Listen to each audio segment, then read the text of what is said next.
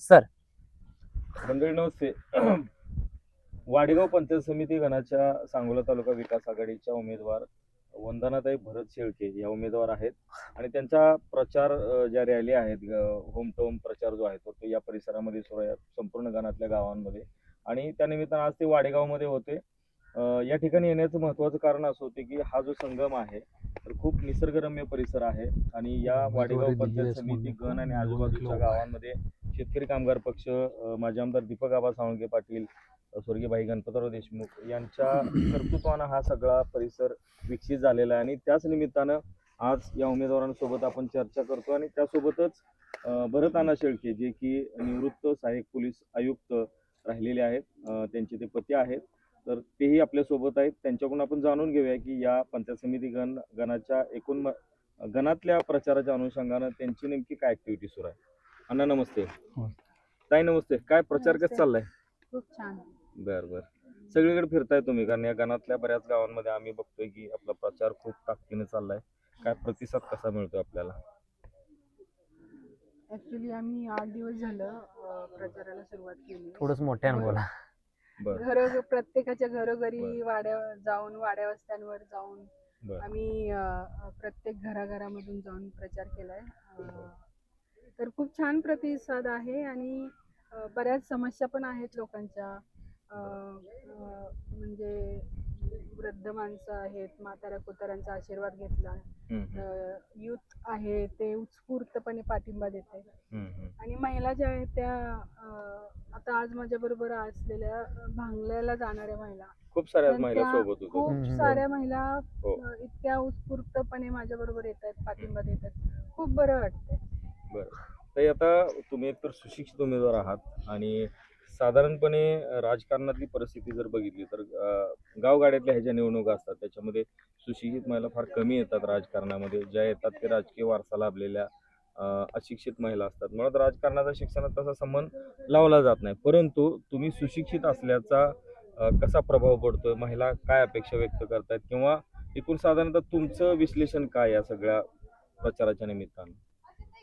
Actually मी आता थोडेच दिवस झाले प्रचार करते, पण मला बऱ्याच महिलांच्या समस्या कळाल्या की शहरात कसं असतं, काही ना काही सोर्स मिळतो आणि स्वतः म्हणजे मेंटली तयार असतात त्या काही करायला. शिक्षण घ्या म्हणा, उद्योग करा, साधनं उपलब्ध असतात. तसं खेडेगावात नाहीये. तर ते एक मला खूप असं वाटतं की काहीतरी आपण लघु उद्योग, बचत गट, स्वयंरोजगार वगैरे हे करायला पाहिजे. प्रत्येक महिला ही आर्थिक सक्षम व्हावी यासाठी मी नक्कीच प्रयत्न करते. बरं, आता अण्णा तुमच्यासाठी प्रश्न आहे. तुम्हाला ओळखणारा खूप मोठा वर्ग सांगोला तालुका, आजूबाजूचा परिसर आणि एकूण जिल्ह्यात आहे. तुमचं काम राज्यात आहे, परंतु आम्ही जिल्ह्यातली सगळी लोक तुम्हाला चांगलं ओळखतो. का तर तुम्ही सामाजिक चळवळीतले इथले अग्रणी नेतृत्व म्हणून ओळखलं जातं. तुम्ही पोलीस क्षेत्रात जरी असलं तर तुमच्याकडे बघून वाटत नाही की तुम्ही पोलीस होता म्हणून. एवढा तुमचा स्वभाव निर्मळ, तुमच्या व्यक्तिमत्वात जी काही विचारधारा उतरलेली आहे, पुरोगामी विचारधारा, ह्या गोष्टी आम्ही सातत्यानं सांगोल्याच्या इथल्या सगळ्या वातावरणात बघत आलोय. आता ज्या संघाच्या परिसरात आपण बसलोय, ताई तुमच्या पत्नी उमेदवार आहेत, तर तुमच्या घराण्याला राजकारणाचा मला वाटत नाही की काय गंध असेल यापूर्वी.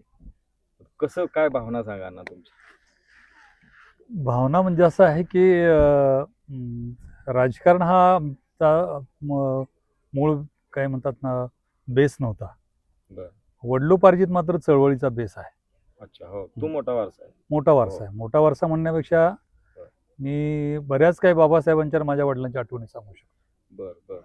बाबासाहेबांच्या सानिध्यात माझे वडील समता सैनिक दलामध्ये काम करतो. खूप साऱ्या बाबासाहेबांच्या आठवणी त्यांनी मला लहानपणापासून सांगून चळवळीचा एक मार्ग असतो तो मला दिला आहे. आणि तोही मार्ग देताना त्यांनी असं सांगितलं की बाबासाहेब पहिल्यांदा खरेपणानं समजून घेतला पाहिजे. ज्या वेळेला तुम्ही खरेपणानं समजून घ्यायला सुरू कराल त्यावेळेला तुम्हाला अगदी बुद्धापासून ते शिवाजी महाराज, संभाजीपासून ते फुल्यांच्या पर्यंत आहे.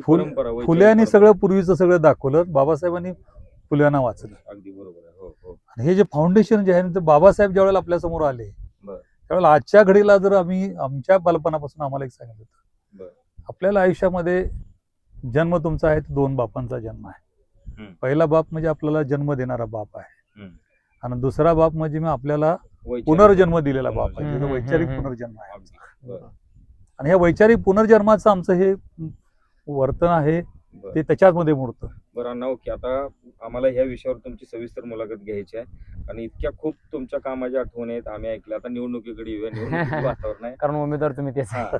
तर मुद्दे सुटायला नको फास्ट, कारण आपल्या प्रेक्षकांना मतदारांपर्यंत भूमिका गेल्या Yes. पाहिजे. आबासाहेबांशी तुमचे कसे संबंध होते आणि नंतर मग आपल्या विजनकडे जाऊया. बाबासाहेबांचे संबंध म्हणजे मूळ किस्सा मी पहिल्यांदा सांगतो. तो मी थोडासा मोठा आहे पण शॉर्टमध्ये मी सांगतो.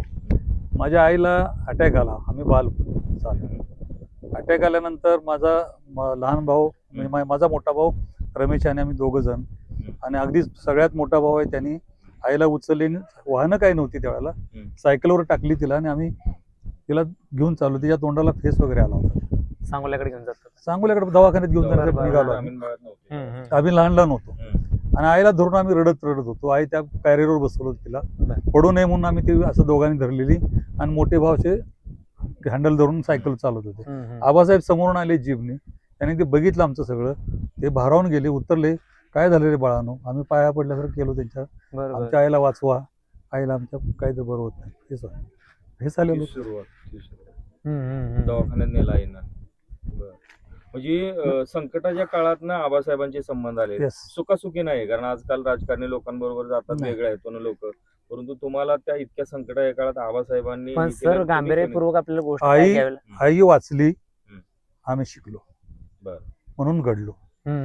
वाचले आहे त्या सगळ्या. आई वाचली ना, आई आमदार वाचली. साहेबांनी मदत काय केली त्या सगळ्या ते प्रकारे? गाडी दिली त्यांनी, सांगितलं की हिला जिवंत करण्यासाठी जिथं जिथं घेऊन जाता येईल तिथे घेऊन जा. स्वतःची गाडी दिली. स्वतःची गाडी दिली. त्या काळात पायी चालत गेले. आमदार साहेब. आमदार साहेब प्रचाराला पायी चालत गेले. बरं. बरं. मधल्या रस्त्याने असे ढेकळातनं पायी चालत गेले. आणि आमच्या आईला त्यांनी वाचवलं. वाचवलं. सांगोल्याला नेलं, सांगोलच्या डॉक्टरने घेतली नाही. हा. पंढरपूरला नेलं, पंढरपूरच्या डॉक्टरांनी तिला वाचवलं. आई जिवंत राहिली. आम्ही लहानाची मोठी झालो. बरोबर. वडील नोकरीला होते. वडील सतत नोकरीमध्ये बिझी असल्या कारणानं आईकडेच आमचा सांभाळ होता. म्हणजे काळ एकदम मोठा आलेला मोठा. होता, पण गणपत आबामुळे हा म्हणजे यस. तेव्हापासून आम्ही गणपतराव आबांना विसरत नाही. विसरत. पूर्वी पण त्यांचंच होतं वडिलोपार्जित, हा. पण मी विसरू शकत नाही. बरोबर. कारण तेव्हापासून वैयक्तिक ते- नातं या माध्यमातून तेव्हापासून तयार आमचं झालं. वैयक्तिक नातं हम्म. आम्ही तासन तास आबासाहेबांच्यावर काढलेलं आहे. बरं अण्णा, साधारण आता तुम्ही पोलीस खात्यात गेलात, आता तुमची कारकिर्दी तर सगळ्या तालुक्याला माहित आहे, सगळ्या गोष्टी इतकं धडाकेबाज तुम्ही, बऱ्याच जणांना तुम्ही ठोकले, म्हणजे एन्काउंटर पण केले असं कानावर आले आमच्या. तो काय त्याच्यात ती सविस्तर वेगळी मुलाखत होऊ शकेल. Yes. तुमचा सामाजिक जो चेहरा आहे तो लोकांना इथल्या जास्त माहित आहे, कारण Yes. मुंबईत तुम्ही कामाला असल्यामुळे इथं काय तसा विषय नव्हता. तर आबासाहेबांचं तुम्ही नोकरीला असताना आबासाहेबांचा कसा सहवास राहायचा, कारण बालपणीची आठवण तुम्ही सांगितली, पुढं कसं साधारणतः झालं मग? कसं जनरली होतं त्यांचं, ते जे कार्य करायचे ना ते तर आम्हाला आदर्शच असायचं. बरं. आणि त्यांचा जो बहुमान त्या ठिकाणी व्हायचा आम्हाला आदर्श असायचा. प्रशासनामध्ये आम्हाला अभिमानानं आम्ही सांगायचो हे आमचे आदर्श आहेत. त्यामुळे आमच्याकडे पण बघण्याचा दृष्टिकोन वेगळा व्हायचा. प्रश्न असा होता की त्यांनी प्रशासनात जशा पद्धतीनं हे ठेवलं, त्यामुळे आम्हालाही आमच्या आयुष्यामध्ये आमचं वर्तन तसंच ठेवावं लागलं. त्यामुळे आम्ही सुद्धा जसे आबासाहेबांचं वर्तन राजकीय ह्याच्यामध्ये होतं, सेम तसं आम्ही प्रशासनात ठेवलं. मोठा आदर्श पण होता तुम्ही असं. अण्णा प्रकर्षणानं एक गोष्ट आहे की तुम्ही खरं तर मोठ्या पदावरती होता, आणि ही सगळी गोष्ट सांभाळत असताना महाराष्ट्राचे राज्याचे काही मंत्री असतील किंवा दिग्गज नेते मंडळींना सुद्धा सिक्युरिटी किंवा सगळी यंत्रणा जी होती तुमच्याकडे होती. त्यावेळेस काय त्या लोकांशी गणपताबांचा संवाद, ह्या गोष्टी कधी घडायच्या कशा? भरपूर वेळाला घडायच्या. काय सांगता भरपूर त्यातला एखादा किस्सा? माझा म्हणजे किस्सा सांगण्यापेक्षा आता बरेच काही राजकीय जे बदल व्हायचे हा, हा, आणि जे गोपनीय कामं असायची, हा, हा. त्यावेळेला पीओ म्हणून मी शरद पवार साहेबांच्याकडे असायचो. पवार साहेबांसोबत. बरं हा. बरं बरं. तर त्या झालेल्या बैठकीच्या वेळेला मी साहेबांच्या सोबत असायचोच ना. त्यावेळेला घडलेल्या घडामोडी त्यावेळेला माझ्या सगळ्या कानावर असायच्याच. बरोबर बरोबर या सगळ्याच गोष्टी उघड बोलता येत नाहीत. बरोबर. पण गोपनीय जब कारभार असेल हा, हा, हा, तो हा. कारभार सगळ्या म्हणजे कळीच्या त्यांच्या मुद्द्याला हात घालतो अण्णा मी. हा. अलीकडच्या काळात वरिष्ठ पोलीस अधिकारी किंवा प्रशासनातले सगळेच अधिकारी हम्म. रिटायरमेंट जवळ आले की पक्षाला चिटकतात. हम्म. तुम्ही काय प्रयत्न वगैरे का मी केला? मुळातच पक्षावरच होतो बालपणापासून. बालपणापासून आबासाहेबांच्या बरोबर होतो. पक्षाबरोबर अण्णा. सत्ताधारी- 55 कसं आहे? सत्ताधारीत असले. एक लॉज नेहमी लक्षात घ्यायचा असतो. हा. प्रशासनात असलेला कुठलाही अधिकारी हा. सत्तेवरती असलेल्या पक्षाच्या सोबत त्याला राहावंच लागतं, एक बरोबर. प्रशासन म्हणून. बरं, बरं. सेम तसंच आहे. पण आपल्या स्वतःसाठीचा एक पक्ष जो आहे, विचार आणि या विचारण सगळ्या पक्ष गोष्टी. जो आहे, ज्याला मतदान आपल्याला करायचं, अच्छा. हा. तो पक्ष शेतकरी कामगार पक्षच नव्हता दुसरा तुम्ही कुठला. बाकी विचारच केला नाही कधीच आयुष्यात विचारच नाही सर झाला. आता ह्या गोष्टी करत आपल्याला वेगळ्या मुलाखतीच्या अनुषंगानं चर्चा करता येतील. पण आता वाडेगाव गणामध्ये मॅडमला खरं तर तुम्ही उभा केलेला आहे. हम्म. ह्याच्यामध्ये आता प्रामुख्यानं जी रणनीती असणार आहे, कारण जी पुढचं समीकरण असणार आहे 7 तारखेला मतदानाचं आणि 9 तारखेला विजयाच्या गुलालाचं, तर ह्याच्यामध्ये जी रणनीती आहे किंवा इथली व्हिजन आहे, समस्या आता मॅडमनी काही मुद्दे मांडले, तर ह्या अनुषंगाने या भागाचा विकास झाला पाहिजे अशी काही ध्येय धोरणं डोक्यामध्ये आहेत का, जेणेकरून इथल्या भागातल्या लोकांना फायदा होऊ शकतो त्याचा?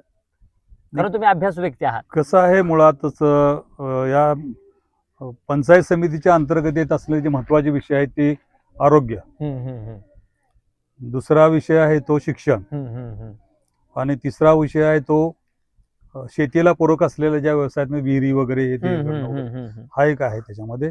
आणि त्याचबरोबर सगळ्यात महत्वाचा विषय आहे घरकुल. बरोबर आहे तुझं म्हणणं. वैयक्तिक आणि सार्वजनिक हा, लाभाच्या सार्वजनिक सगळ्या लाभाच्या गोष्टी. गोष्टी. या ठिकाणी याचा अर्थच असा होतो की हे सगळ्या गोष्टी ज्या अंतर्गत येतात त्या सर्वसामान्यांच्यासाठी गरजेच्या असतात. सर्वसामान्य लोकांना तुम्ही चांगल्यात चांगल्या दर्जाचे जर आरोग्य देण्याचा जर प्रयत्न केला तर निश्चितपणे त्याच्या आरोग्याच्या साठी म्हणून आपण केलेल्या कामामुळं त्यांच्या बाकीच्या सगळ्या जीवनावरती चांगला त्याचा परिणाम होतो. बरोबर. तर तुम्ही जर आरोग्य गावातच त्याला दिलं तर त्या शहरामध्ये घेऊन जाण्याचा येण्या जाण्याचा खर्च, त्याच्या उपचाराचा खर्च, तो ज्या वाचून त्याच्या कुटुंबाला ते 2 पैसे शिल्लक राहतील. हा प्रश्न आहे. म्हणजे त्याचबरोबर त्याच्या आरोग्याचा प्रश्न लवकरात लवकर उपचार होऊन त्याच्या जीवाला जे भविष्यात मोठा होणारा आजार किंवा एखादी दुःखद घटना व्हायची ती वाचू शकते. म्हणून मुळातच आमच्या सोबत जे उमेदवार आहेत जवळा गटाचे यशदादा सुद्धा विजनच आहे ना.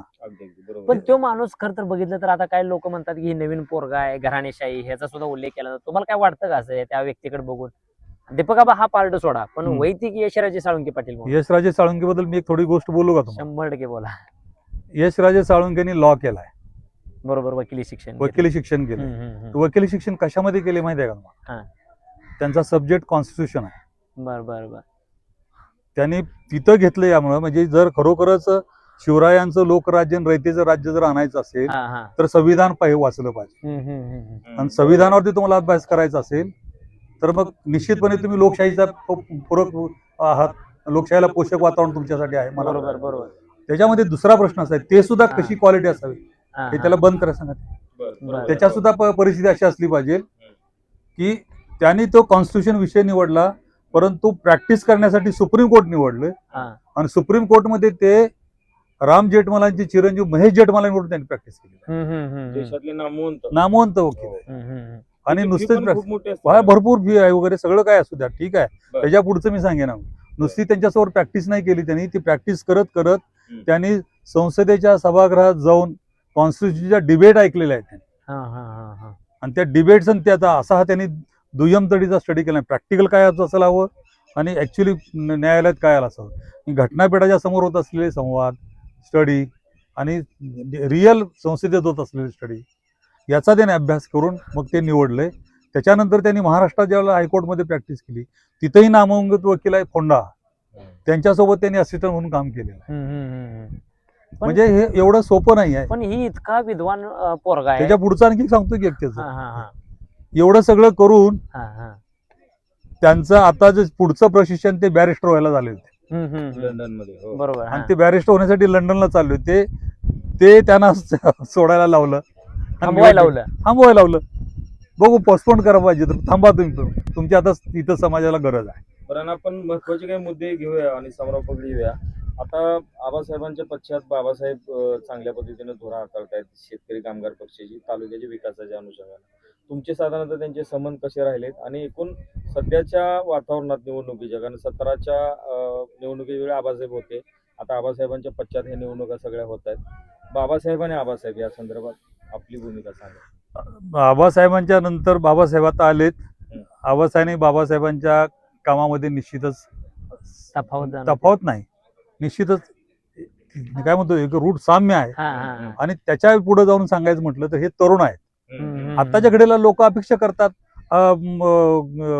आबासाहेब असे करत होते, आबासाहेब तसे. मी कधी कधी बोलतो त्यांना की त्यांना स्पष्ट सांगतो, अरे म्हणजे हे 1 वर्षाचं बाळ आहे, ते 60 वर्षाचं आहे. राजकीय कसं तुलना करू शकतो? नैसर्गिक न्याय नाही ना मिळत. हा नैसर्गिक न्याय मिळू शकत नाही ना. तुम्ही कम्पेअर करा, ठीक आहे ना, पण नैसर्गिक न्याय मिळवण्यासाठी तुम्हाला त्यांच्या सध्याच्या धोरणांचा, त्यांच्या कारकिर्दीचा किंवा ते घेत असलेल्या निर्णयाचा हा. निश्चितपणे विचारच केला त्यांना पाहिजे वेळ तुम्ही. पण द्यायला पाहिजे ना. साहजिकच आहे ना, वेळ तुम्ही जर त्याला देऊ शकत नाही. हा. आणि यालाच एक जोडतो मी विषय, हा. ज्या प्रमाणे डॉक्टर बाबासाहेब आंबेडकरांच्या पश्चात हम्म. प्रकाश आंबेडकरांच्या बाबतीची जी अपेक्षा लोकांची होती की हम्म. बाबासाहेबांचे नातू, हम्म, बरोबर आहे, बरोबर आहे. तर ती जी अपेक्षा होती, लोक त्या दृष्टीने चष्मा तोच वापरतात. हम्म, पण व्यक्ती जरी एका घरातली एका रक्ताची असली सुद्धा कर्तृत्व, स्वभाव, त्यांची जी क्षमता असते त्या त्या पद्धतीने करत राहतात, किंबहुना ते त्यांच्यापेक्षा जास्त करू शकतात भविष्यात जाऊन. पण तो दीर्घकाळ लढा असतो तो, आणि तो लगे 1-2 वर्षामध्ये आपल्याला त्याचं अनालिसिस नाही करू शकत. सेम गोष्ट आबासाहेब आणि बाबासाहेबांच्या संदर्भात लागू पडू शकते.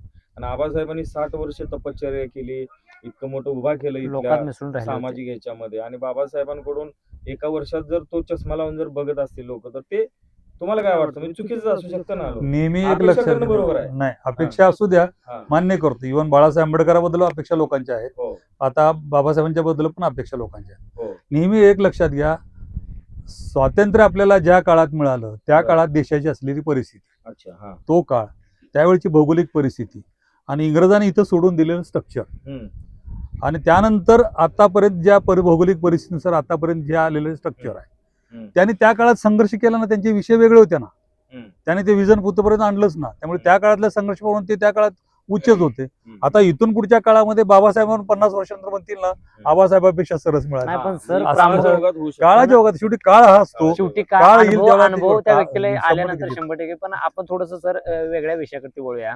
कारण वाडेगाव गटामध्ये आता सध्या तुमचा प्रचार चालू आहे, प्रसार चालू आहे. आपण आणि ह्याच अनुषंगाने आपण सध्या खरं तर आपली पण डिबेट जी चालू आहे ती त्याच अनुषंगाने चालली आहे. पण वाडेगाव गणामध्ये जी तुमची प्रामुख्यानं गावं येतात ती साधारणपणे किती गाव आहेत तुमच्याकडे?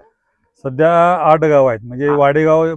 एक वाडेगाव आणि राजापूर, हा हा. सावे देवळे, हम्म. संगीवाडी मेथोडे, हम्म. मांजरे आणि बामणी, आणि देवकतवाडी, पवारवाडी, आणि इकडे इमडेवाडी. मग या एवढ्या इकडे फक्त हजारवाड्या वाड्या वगैरे, वस्त्या आणि ही गावं तुमच्या हो, yes, अंतर्गत येत आहेत. yes. मग ह्या सगळ्या प्रक्रियेमध्ये फिरत असताना आता विरोधक वेगवेगळ्या पद्धतीचा अजेंडा ह्या भागात राबवत आहेत. शेतकरी कामगार पक्षाचा हा बालेकिल्ला मानला जातो. हम्म. सावा असेल, संगेवाडी असेल, मांजरी. मग ह्याच्यामध्ये विरोधक जे आहेत ते वेगवेगळ्या पद्धतीचं सोशल मीडियाच्या माध्यमातून काही आपल्याला पोस्ट व्हायरल करताना दिसत आहेत की स्वर्गीय अजितदादांना त्या ठिकाणी मताच्या माध्यमातून मला श्रद्धांजलीच्या नावाखाली मत मागतायत सध्या. पण वस्तुस्थिती अशी की सांगोला नगरपालिकेची ज्यावेळेस निवडणूक पार पडली त्यावेळेस शहाजी बापू आणि शहाजी बापू स्वतंत्र होते. दीपक आबा असतील, बाबासाहेब असतील आणि भाजप हे तीन जी व्यक्ती होत्या ही एकत्र होत्या आणि त्यांची शहर विकास आघाडी होती. मात्र आता सध्या बापू आणि भाजप परत एकत्र आलेत आणि आता ही लोक सांगतायत की अजितदादांना ते श्रद्धांजली द्या. मग ही प्रत्येकाचा राजकारणाचा अजेंडा वेगवेगळा आहे. मग हे समीकरण कसं वाटतंय तुम्हाला? कारण तुमचा अनुभव त्या बाबतीत सुद्धा स्ट्रॉंग आहे. नाही, आत्ताच्या घडीला ठीक आहे, तर ते निवडणुकीला उभा राहिले वगैरे, तो निवडणुकीचा भाग वगैरे आहे. हा हा. परंतु शरद पवार साहेबांचे आणि आबासाहेबांचे संबंध खूप चांगले होते.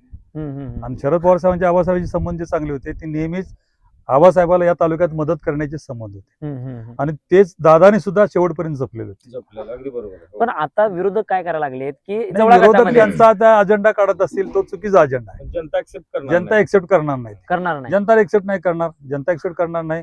त्यातली एक आताच्या रिसेंटली निवडणुकीच्या पूर्वीची एक घटना आहे, पण मी त्यात काही उल्लेख करणार नाही. परंतु निश्चितपणे अजितदादांच्या बरोबर आपल्या आदरणीय बाबासाहेबांचं, दीपक आबांचं बोलणं झालेलं होतं या निवडणुकीच्या संदर्भात, पण उमेदवारांनी ते ऐकलं नाही. एवढंच फक्त मी बोलतो. एक शेवटचा प्रश्न घेऊ ना.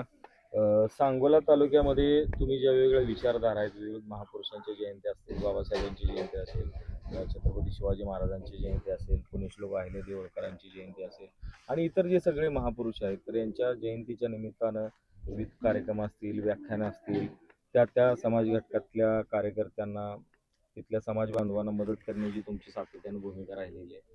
तर साधारणपणे ताई निवडून आल्यानंतर इथला जो सामाजिक सलोखा असेल, इथलं विकासाचं जे काही व्हिजन असेल, त्याच्यामध्ये अगदी थोडक्यात तुमची भूमिका सांगा. नाही, विकासाचं विजन आता सामाजिकचं याच्याबद्दल तर एवढंच सांगेन मी. गेल्या 25-30 किंवा 40 वर्ष झाली असतील तेव्हापासून आम्ही सर्व महापुरुषाच्या जयंती एकत्रच करतो. जयंत्याचं विजन सुद्धा आमचं वेगळं असतं. तुम्ही आता मागच्या 4-5 वर्षापासून बघितलं, आपण स्वभाव प्रबोधिनी नावाची ही जी पूर्व पोलीस आणि आर्मी प्रशिक्षण केंद्र काढलेलं आहे, पूर्व प्रशिक्षण केंद्र, त्या प्रशिक्षण केंद्राच्या मार्फतीनं या सगळ्या महापुरुषांना एक युवकांना प्रोत्साहन मिळण्याकरता म्हणून आम्ही मॅरेथॉन घेतोय. अच्छा, सांगोला आपल्या शहरामध्ये हो, मॅरेथॉन मॅरेथॉन घेतो. महाराष्ट्रातले पश्चिम महाराष्ट्रातले मुलं त्या मॅरेथॉनला येतात. असं आमचं एक युवकांना प्रोत्साहन देण्याचं विजन आहे. आणि हे महापुरुषांच्या बद्दल आपल्याला आदरच आहे पहिल्यापासून, ते काय सांगायची गरज नाही. त्या महापुरुषांच्या जयंतीच्या निमित्तानं जे जे आपण कार्य करत राहू, त्या कार्यामध्ये आता आम्हाच्यावर ही जबाबदारी पडलेली आहे. सार्वजनिक आरोग्यामध्ये सुधारणा करणं, अत्याधुनिकीकरण करणं, त्याचबरोबर शालेय शिक्षणामध्ये अत्याधुनिकीकरण करणं. त्यातल्या आपला चर्चेनुसार एक विषय समोर नेहमीच येतो. आता मराठीचा मुद्दा खूप पुढे येतोय. मराठी शाळा बंद पडत चालली आहे. बरोबर बरोबर. आमचं विजन पुढचं असं राहील, त्या शालेय शिक्षणमध्ये मराठीचं शिक्षण बंद पडणार नाही. मातृभाषेच्या शिक्षणाला प्राधान्य देण्यासाठी त्या शाळांमध्ये ज्या ज्या सुविधा कराव्या लागतील त्या सुविधाला प्राधान्य निश्चितपणे देणारच आहे. सगळं कारण सगळं जवळा गटामध्ये जाता Yes. तुमचा जो उमेदवार आहे Yes, यश yes. दादा, कारण दीपक आबांनी अशी Yes. एक गोष्ट जवळ्यामध्ये Yes. राबवली आणि ती बघितली आपण सर, की त्या ठिकाणी झेडपी मध्ये जर विद्यार्थी दाखल केला त्या पालकांनी, तर त्यांची जी पाणपट्टी आणि घरपट्टी आहे तर त्यांची माफ करायची, पण तो हम्म. विद्यार्थी झेडपी मध्ये शिकला पाहिजे. शिकला पाहिजे. पण सगळ्यात महत्वाची गोष्ट अशी की जरी गरीब जरी असला तर त्याच्या मनामध्ये एक भावना तयार होती की आपलं सुद्धा पोरग उच्च शिक्षण घेतलं पाहिजे किंवा चांगल्या शाळेत गेलं पाहिजे. जर त्या शाळेचाच दर्जा वाढवला किंवा त्या शिक्षकांनी जर दर्जा वाढवला तर ही वेळ येईल वाटतंय तुम्हाला? शिक्षकांनी दर्जा वाढला तर ही वेळ तर येणारच नाही. दर्जा येणार वाढला नाही. नाही, 100% येणार नाही. म्हणजे एक रिझन म्हणून सांगतो तुम्हाला. मी 1981-82च्या काळातला घटना सांगतो. 81-82च्या काळामध्ये गरिबांच्या मुलाला अंगावर कपडे नाहीत म्हणून पोरं शाळेत येत नव्हते. त्यावेळेला मी 100 मुलं दत्तक घ्यायचो. आणि 100 मुलाला कपडे लत्यापासून सगळं दप्तर बिप्तर मी पुरवायचो त्या काळामध्ये. आणि त्या काळात लोक यायचे ते अगदी आमच्या गावाला ह्या कार्यक्रमाच्या विजनसाठी म्हणून शिवाजीराव शेंडगे मंत्री होते, ते आले होते. रामदास आठवले आले होते. शेंडगे वापरून त्यावेळेला जाहीर केलं, हे तर सरकारचं काम आहे, उघड्या नागड्या मुलांना कपडे देणं, गाडगेबाबाचं शिक्षण आहे आपल्याला, आणि ते तुम्ही करताय म्हणे, इथून पुढे आम्ही सरकार करू. आणि त्याच्यानंतर त्या सरकारने त्या योजना घेतल्या, अंमलबजावणी. आता मोफत कपडे लता मिळत आहेत, बरोबर. त्याच्या वाटण्यासाठी आम्ही त्या आणि आमचा मंत्र्यांना बोलायचा उद्देशच तो होता की हे शासनाचं धोरण असायला हवं, ते आम्ही करतोय. ऍक्सेप्ट केलं पण. एक्सेप्ट केलं ना, ते रोल मॉडेल झालं, एक्सेप्ट केलं ना. त्यानंतर आता शाळेतल्या मुलांना गणवेश मिळतोय मोफत. मिळतात. बरोबर बरोबर. आणि त्याही पलीकडे जाऊन असं आहे की आपल्याला शिक्षण, मातृभाषेतल्या शिक्षणामुळं जगामध्ये ज्या ज्या देशाची क्रांती झाली, ती क्रांती होण्यासाठीचा जो फाउंडेशन आहे ते आपल्याकडे आपण केलं पाहिजे. ते मुळातच असं द्या. पण आता आपल्याला सर्व वाटते मला समारोपाकडे आपण आलं पाहिजे. एक मुद्दा राहतो अजून अण्णा त्यात, जसं तुम्ही म्हटलं की मगाशी किती सालची ती गोष्ट होती, विद्यार्थी दत्तक घेतले? 81-82 काळामध्ये. आज आता 2000 साल आहे. आपल्या अकॅडमीमध्ये तुम्ही काय लोक दत्तक घेताय पण तुम्ही सांगत नाही माहिती, ते सांगा तुम्ही. अकॅडमीमध्ये कसं आहे माहिती आहे का, एक मोठा प्रश्न असतो आपल्या समोर सध्या आहे युवा पिढीच्या मध्ये, मुलींच्या मध्ये प्रामुख्यानं. मुलींच्या मध्ये असा प्रश्न आहे की त्यांची लग्न झाल्यानंतर किंवा त्यांनी स्वतःहून लग्न केली असेल त्यावेळेला, किंवा लग्न झाल्यानंतर त्या नवरा बायकोचं पटत नसल्या कारणानं वगैरे, किंवा त्यांना मुलं बाळं झालेली असते, याच्यामध्ये अशा मुलींना मुलं बाळांच्या सह एकट्यानं जगावं लागते. त्यांचा डिवोर्स झालेला असतो, नवऱ्यापासून विभक्त आहेत, आणि आई वडिलांच्या घरचे पण जवळ घेत नाहीत, भाऊबंद वगैरे. मग अशा मुलींचा प्रश्न आमच्या समोर ज्यावेळेला आला त्यावेळेला आम्ही आमच्याकडे एक पहिला प्रयोग म्हणून आमच्याकडे आलेल्या 5 मुली होत्या. 5ही मुलींना आम्ही विचारलं, तुम्हाला आम्ही दत्तक घेतो, तुम्ही खडतर प्रशिक्षण करायला तयार आहात का, आणि आम्ही तुम्हाला पोलीसमध्ये भरती करतो. त्यांनी संमती दिली. आम्हाला आनंद हा वाटला, खरोखरच खडतर प्रशिक्षण त्यांनी केलं, आणि 5च्या 5 मुली आता पोलीस आहेत, सध्या पोलीस आहेत. त्यांना पायावर उभा केला आम्ही. बरं, आता सेम असंच अनाथचं आहे. साधारण आकडा किती आहे आजपर्यंतच्या घडीपर्यंत, किती भरती झालेत? नाही ह्या मुली नव्हे, सगळं टोटलच. आणि अशा मुली 230च्या आसपास आकडा गेला असेल. 230च्या हो. आणि आता आणि प्रवेश 4 किती वर्षामध्ये. घेतात? हा? की अशा मुली आता जवळजवळ 20-25 मुली आहेत. म्हणजे अण्णांनी मुद्दाम गोष्ट सांगितली आहे. 20-25 मुली आहेत. काळ त्यांनी सांगितलं ही गोष्ट आपल्याला चांगल्या गोष्टी कायम दडवल्या 20-25 जातात. मुली आहेत. बरोबर आहे. आमच्या सुभो प्रबंधनीचे फार सगळे शिक्षक खूप चांगल्या प्रकारे त्यांना सहकार्य करतात. बरं. अनाथ मुलंही आहेत. मागच्या वर्षी काही अनाथ मुलं पण आम्ही 5 मुलं अनाथ पण भरती केलेली आहेत. त्यांना अनाथ मुलांना आणि अशा मुलींना आम्ही दत्तक घेतो, त्यांच्याकडून 5 पैसे घेत नाहीत प्रशिक्षणामध्ये. प्रशिक्षण आमचं पहाटे 4 ते रात्री 10 पर्यंत चालतं. लोक तिथंच राहिला असतात का? राहिलाच ती सांगतो की 2 तास सकाळचं ग्राउंड, संध्याकाळचं ग्राउंड 2 तास, दिवसभर लेक्चर्स, लायब्ररी वगैरे सगळं काय ते, आणि राहण्याची त्यांची सुविधा केलेली आहे. आणि सकाळचा पोटभर नाश्ता देतो, दिवसभरात 2 वेळचं जेवण देतो, आणि त्यांच्याकडून प्रशिक्षण करून घेतो. गरज असेल त्यावेळेस मोबाईल वापरायला देतो, मोबाईल सुद्धा वापरायला देत नाही. खडतर म्हणजे खडतरच प्रशिक्षण. ओके. तर ताईंना एक शेवटचा प्रश्न करू उमेदवार. ताई, गुलाल 9 तारखेला तुम्ही लावाल असं दिसेल का आम्हाला? नक्कीच, कारण आम्ही तसा प्रयत्न करतोय. बर. दिवस रात्र बर. 18 तास साहेब पण आणि मी पण खूप कष्ट पण घेते. साहेबांचा मित्रपरिवार एवढा मोठा आहे आणि तुमच्या आता सगळ्या मैत्रिणी भगिनी, इथल्या मतदार, कार्यकर्त्या, शेतकरी कामगार पक्षाचं मोठं खूप प्राबल्य. चांगलं सहकार्य कसं? मिळतंय. बरं. खूपच चांगलं सहकार्य म्हणजे मिळतंय. आता म्हणजे पण, मला असं वाटलं पण नव्हतं की मला एवढा उत्स्फूर्तपणे प्रतिसाद मिळेल. तसे नोकरीला जरी सोलापूर मुंबईत असले किंवा हा. वेगळ्या जिल्ह्यांमध्ये, हा. तर ते यायचे सांगोल्यात आणि ताई नाळ सोबत तोडली असायचे. नव्हती मी. नाही आले तरी एकटे त्यामुळे शहरी म्हणताच येणार नाही. हा हा आपण समोरापकडे येऊया. तर मंडळी, सांगोला तालुक्यातल्या ह्या सगळ्या निवडणुकीच्या अनुषंगानं वाडेगाव पंचायत समिती गणावर शेतकरी कामगार पक्षाचा झेंडा फडकेल असा अंदाज साधारणतः सगळीकडे बांधला जातो आणि त्याच निमित्तानं आज वंदनाताईंशी आपण चर्चा केली. खरं तर मंडळी, भरत अण्णा शेळके यांचं आणि स्वर्गीय भाई गणपतराव देशमुखांचं जे जुनं नातं होतं आणि ते नातं असण्याचं महत्वाचं कारण म्हणजे कारण त्यांनी त्यांच्या वक्तव्यामध्ये सांगितले की बाबा सत्तेत पोलीस पदावर असताना सुद्धा सत्ताधारी इतर कुठलेही पक्ष किंवा विचारधारा सोडून फक्त तडजोडीची भूमिका ठेवून कधीही गेलो नाही. स्वर्गीय आबासाहेबांच्या विचारांसोबत एकनिष्ठ राहिलो आणि त्यातली महत्वाची नाळ अशी होती ती म्हणजे शिवशाहू फुले आंबेडकरी विचार आणि याच विचाराला धरून वंदनाताई शेळके आता त्यांच्या पत्नी या वाडेगाव पंचायत समिती गणामध्ये शेकाप आता सांगोला तालुका विकास आघाडीकडून उमेदवारी करतात. त्यांना विश्वास ना आपण ज्या परिसरामध्ये बसलोय तर या परिसराला स्वर्गीय भाई गणपतराव देशमुख तथा आबासाहेबांचा खूप मोठा सहवास लाभलेला आहे. बाबासाहेबांचं या भागामध्ये या गणामध्ये येणं जाणं असं वाडेगावला सातत्याने येतात. इथलं तुमचं निरीक्षण काय नेमकं? मी ज्यावेळेला हे निरीक्षण म्हणून एक थोडंसं उत्सुकता म्हणून जी माहिती घेतली त्यावेळेला मला असं कळालं की या ह्याच्या संगमाच्या संदर्भानं जे आबासाहेबांनी काम केलं ते प्राथमिकदृष्ट्या संगमाला सर्वांशी संपर्कानं जोडणं महत्त्वाचं वाटलं त्यांनी, म्हणून त्यांनी आबासाहेबांनी तो तिकडं पूल बांधलेला आहे. कॅमेरामॅनला विनंती करूया, तो पूल आपण दाखवू प्रेक्षकांना. सर्वांना तो पूल आबासाहेबांनी बांधलाय, बरोबर आहे? बरोबर आहे, आबासाहेबांनी म्हणजे मजबूत आणि मोठा पूल आहे रहदारीचा.